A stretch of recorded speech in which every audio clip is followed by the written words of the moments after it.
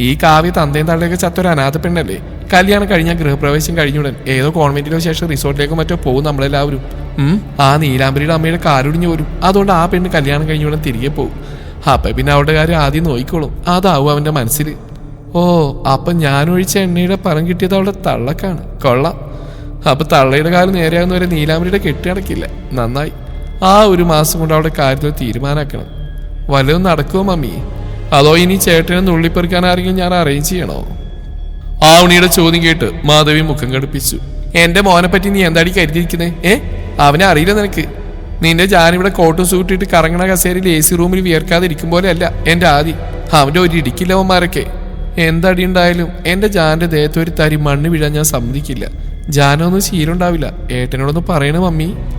ആവണി കൊഞ്ചിക്കൊണ്ട് മാധവിയോട് പറഞ്ഞു. എന്താവോ എന്തോ.